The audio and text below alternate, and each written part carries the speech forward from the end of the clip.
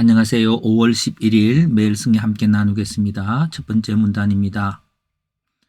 대제사장은 사도들에게 예수 이름으로 가르치지 말라고 하였습니다. 왜요? 예수의 피를 대제사장들에게 돌리려고 한다고 생각하기 때문입니다. 두 번째, 베드로와 사도들은 자기들과 성령이 예수님에 대한 증인이라고 말했습니다. 그러면서 왜 증인이라고 말했을까요? 사람보다 하나님께 순종하는 것이 마땅하므로. 그래서 하나님께 순종한다는 게 뭘까요? 하나님께서 회개와 제사함을 주시는 것이죠. 그 일을 위해서 하나님 예수님을 증거돼야 되는 겁니다. 그럼 어떻게 증언할까요? 증거의 내용은 예수님이 너희의 죽임 당하고 하나님이 살리시고 지금 보좌 우편에서 다스리는 자이라고 하는 것을 증언합니다. 근데 이런 증언이 자기만 있는 게 아니라 성령님이 함께 증언하신다고 했습니다. 하나님이 자기에게 순종하는 자에게 성령을 주셨다 할 때에 우리가 언어가 우리에게 인지를 통해서 오는 것으로 믿어지는 게 아니라 성령께서 행하시는 어떤 작용으로 인해서 믿음이 발생합니다. 그래서 증거하는 자는 사도들과 성령이다라고 말하고 있습니다. 다음 문장입니다. 가말리엘은 이 사람에 대한 일에 조심해야 한다고 했습니다. 사도들의 일에 대해서 왜요? 우리가 함부로 새로운 게 났다고 해서 내 뜻대로 무너뜨리거나 판단해서는 아니 될 수 있기 때문이죠. 왜요? 하나님부터 난 사상과 소행이라면 그 일은 하나님을 대증하는 것이므로 반대로 하나님으로부터 난 사상은 하나님이 계속 지켜나간다는 것을 말하고 있습니다. 어떻게 드다와 유다가 다 흩어졌기 때문입니다. 다 흩어졌기 때문입니다. 그러면 이게 왜 어떻게라고 하는 부분부터 이렇게 한번 해보겠습니다.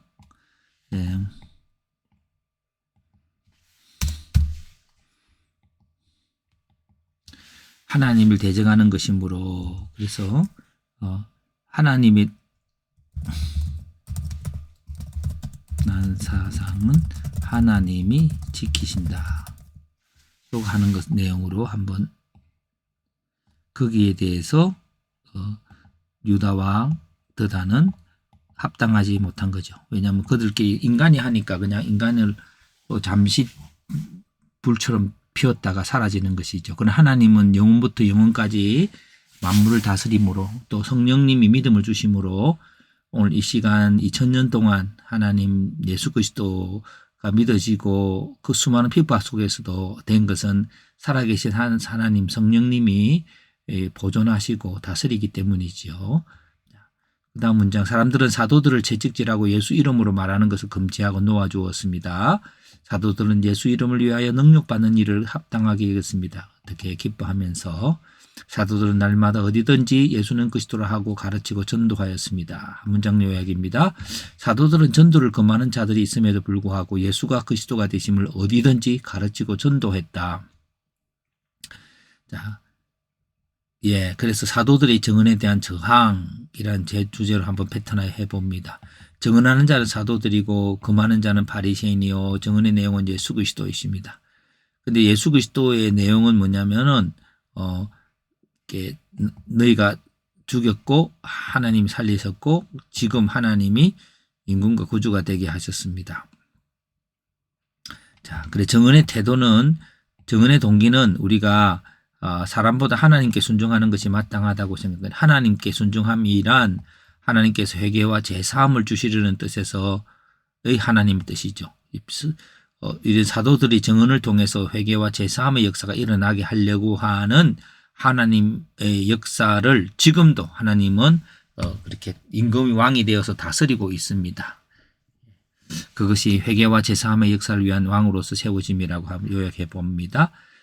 또 증언의 장소는 날마다 어디든지 증거의 방법은 성령의 인도로 또 가르치고 전하여서 그렇게 합니다. 증거를 지속하게 되는 이유는 하나님께서 행하신 일이 아닌 것은 하나님께서 스스로 소멸하게 하시고요. 하나님이 행하신 일을 대적하는 것은 하나님을 대적하는 것이므로 이렇게 새롭게 일어난 것이 아직까지 소멸될지 안 될지, 또 우리가 꼭 대적 안 해도 하나님이 아닌 것은 소멸됨으로 그냥 우리가 지켜보자라고 한 게 가마리아의 뜻이었습니다. 자, 해석해 봅니다. 바리새인들이 예수를 죽인 것이 확실하고 그 예수가 살아난 것이 확실하다면 바리새인들은 죄를 지은 것이며 하나님을 대적한 것이 된다. 그런데 예수님이 부활을 친히 목격한 자는 많지 않았다. 그렇다면 예수님께서 부활하시고 하나님 아들 되심을 많은 사람이 어떻게 알 수 있는가? 새롭게 일어나는 종교 사상에 대해서 가마리아는 많은 종교적 모임들이 일어나지만 하나님의 것은 하나님께서 지속하게 하시며 믿도록 하심을 말합니다. 우리의 신앙생활도 성령의 역사하심으로 인하여 유지되어집니다. 그렇지 않다면 내가 생각하는 종교는 사라지게 될 것입니다. 내가 생각하는 종교라는 것은 내가 만든 종교죠. 예. 지금도 다시 사신 예수님은 왕으로서 다스리며 성령님 또한 우리에게 예수님을 증거해 주십니다. 그 역사로 인하여 우리는 회개와 제사함을 얻고 영원한 생명을 얻게 됩니다. 예수님께서 살아계신 하나님이심을 증거하는 것은 지금 우리가 어떤 어려움 속에서도 여전히 믿고 있다는 것입니다. 왜냐하면 성령님께서 살아계셔서 정언하시기 때문입니다. 예. 오늘 이 본문에서는 이 종교 사상이 이제 계속 지속될 때 그 참이다라고 했지만 또 이슬람이나 이런 것들도 오랫동안 지속되지 않습니까?